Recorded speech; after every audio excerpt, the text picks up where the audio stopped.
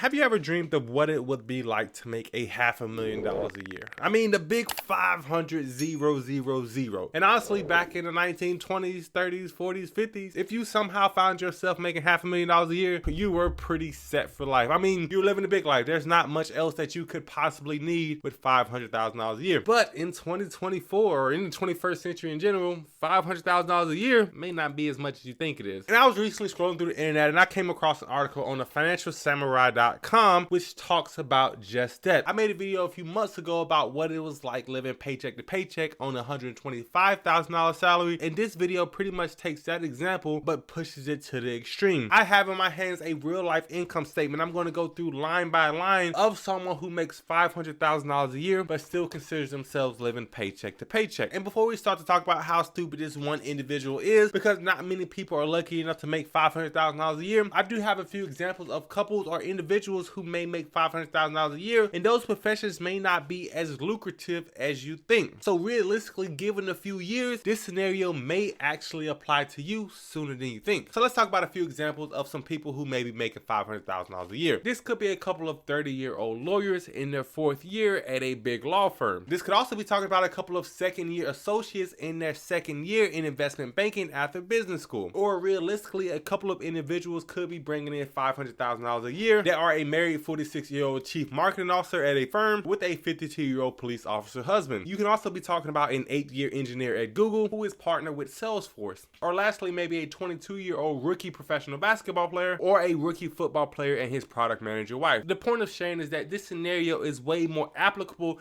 and way more realistic than you think. And honestly, living paycheck to paycheck with a high income can sneak up on you if you are not aware of your spending. And what actually leads you to being paycheck to paycheck? Well, no matter how much money you make, if you don't keep track of your spending, you are always going to be stuck in this thing called the rat race. And what the rat race is, or what the rat race means, is you are constantly going in circles. Every time you get paid, you're spending all the money that you make only to get paid again, just to spend all the money that you make once again. And you're going to continue going in circles and circles and circles. And even though you may accumulate more things with more money, at the end of the day, you're only going to be going in circles and you're never going to be able to realistically retire, because as you have made more money in your career, your lifestyle has become even that more expensive, causing you to be in a golden wheel of the rat race. So let's talk about one specific example of how the rat race applies to a married couple making $500,000 a year gross, and how easy lifestyle inflation can encroach on you if you are not careful. So as I said, we're going to be talking about a married couple making $500,000 a year before taxes. And if we break down the annual salary on a monthly basis, that means that married couple is going to be making $41,667 a month gross, which is not bad. This is more than most people's annual salaries. However, let's see how this number breaks down. And the first deduction that we're going to take out is going to be 401k contributions. Now, just because we're making $500,000 a year does not mean that we're not thinking about our retirement. So we're going to be maxing out our 401ks at $18,000 a year. Broken down between the both of us, that means we're deducting about $3,000 a month for our 401k contributions. And because we are so lucky to live in the United States of America and making $500,000 a year, that means that we're going to have about a 40% effective tax rate between federal income tax, state income tax, Social Security, Medicare, all those nice sweet deductions taken out. So between the both of us, we're going to be taking out $15,467 per month from our gross income, leaving us with a net monthly income of a nice sweet $23,200. Not bad at all, right? That's still a lot of money. There's no way that they could blow all that and be living paycheck to paycheck. But if you were the one making $500,000 a year, you wouldn't want to be living in an apartment. But even if you didn't want to get a $2 million house, let's say you were a little bit more frugal and decided to put a 20% down payment on a $1 million house, giving you a $800,000 mortgage in the year 2024. And the only downside about getting a mortgage in the year 2024 is that the interest rates are about the highest in recent history, meaning that you would be getting a loan at 7%, but your monthly payment would be only $5,000 a month. If I was making $500,000 a year, hey, that's chump change. I wouldn't even think about it. But going along with that mortgage payment, you also have to think about property taxes and maintenance, which would take about $2,100 a month out of your bank. And then you gotta have property insurance as well, which will take about $210 per month out of your bank account. And let's say as a married couple, you are following the normal trend of having children. I know not a lot of people agree with it, but on average, married couples in their 30s and 40s tend to have at least one and possibly two children around this time. And if you have children and you're making all this money, if they're not in school, well, they have to go to daycare. And a conservative-ish daycare of about $1,750 per month per child would run you $3,500 a month being deducted from your gross income. And then let's not forget the life insurance that you're going to be taking out of about $3 million that you're going to be paying $270 a month on. And before we move on, if you're making $500,000 a year, it would be safe to assume, unless you are running your own business, that you have some kind of college degree. And with college degrees, although they may not be the most applicable, they do open the door for more income opportunities, but they also open the door for a lot more debt. And on average, a couple making this much money a year will be paying about $2,700 per month in student loans. Man, these deductions are coming fast and furious. But now let's get into a little bit more of the nuanced things, a little bit more of the discretionary things. So let's say you want to be bad and bougie and you're making $500,000 a year and you don't like eating McDonald's or Taco Bell or Wendy's, so you have a little bit of what is called an expensive palate. And with that being said, on average, you will be spending about $450 per week on fine dining food, leading to a monthly expense of $1,950 per month. And you can't forget about the toys. You don't want to be driving around an old dude buggy if you're making this much money a year. So let's say you have a BMW 5 Series and a Toyota Land Rover. Those car payments with a hefty down payment would only run you about $800 a month. With that insurance, if you have a pretty good insurance company, coming in at $170 per month. And to put gas in those cars, if you drive a moderate amount, will be about $425 per month. However, we are definitely not dumb. And if we know anything about human nature, is that if we have it, we will spend it, because we can never have enough stuff. And what's one of the most expensive ways humans tend to acquire that stuff? That's going to be by buying clothes. So even if you didn't want to go to Versace or Louis Vuitton, and you just wanted to have a moderately nice wardrobe for a family of 4 people, you will be spending on average about $800 per month on new clothing per year. And with that family of 4, if you decided to put your child in extracurricular activities, whether that's after school piano lessons, baseball or basketball, the total combination of buying the gear, buying all the equipment needed, or buying the lessons in general to get your child trained up to be pretty good at that hobby will be about $1,000 per month for a professional tutor. And let's say you're not one of the crazy people who want to work every single day of the year and you want to actually have a nice vacation out of the country. On average, a couple making this much money will be putting aside $1,500 per month in vacation savings. And I know we have a lot of deductions already, but we are not bad people. We still want to give back to the community. So our charitable giving donations, whether it's to our church tithe or whether it's back to our college for our alumni giving, would be about $1,500 per month, which doesn't seem like all that much when we're making $40,000 per month. And lastly, we may have some miscellaneous expenses of $800 because some things always come up and you can never plan for every single thing. And with all of these deductions from a gross income of $41,667 per month, after all this fun, after all this spending, we are left with only $535 until our next paycheck. So imagine if we didn't have any money saved at all. If an emergency happened where we both lost our jobs, we would be 1 month away from total disaster. Although it may seem like we're living a good life, although it may seem like we're extremely financially secure, we are actually living on the brink of bankruptcy if only one thing happened. Now, I know some financial advisors will be able to look at this income statement and look at this balance sheet and say that, yes, you can cut a lot of things out, you can trim the fat and save a lot more money, but to some people who have gotten accustomed to this lifestyle, that may be easier said than done. So I'm going to give you some quick tips of how to avoid this for yourself, even if you aren't making $500,000 a year, because I personally find myself in a similar position, only making $125,000 a year. And other 5 simple tips that I have, the first one is to learn to budget. Now, you have to learn and be disciplined in budgeting a small amount of money before you will be disciplined budgeting a large amount of money. Your ability to save more than you spend does not just happen from you making more money. It happens from being intentional with the money that you make and knowing how to live below your means. For someone making $30,000 a year, this will look a lot differently for someone making $500,000 a year, but the idea is still the same, is that you don't have to max out your credit cards every single month in order to live a lavish lifestyle. You want to be able to budget and live below your means. And in order to live below your means, you have to manage your expenses. You have to know when to cut the fat. You have to know when to say no, when to not take that vacation or sign your kid up for that activity. You have to know when and where you're able to save money so that you're not constantly waiting on the next paycheck in order to pay off your credit card bills from the last month. And the third quick tip that I have is don't try to keep up with the Joneses. The grass always looks greener from our side of the fence. But if you don't compete and if you don't compare with your neighbors and you genuinely only buy things that you find value in and that make you happy, you will find yourself saving a lot of money in the long run. And also, I think that the most important thing that you can do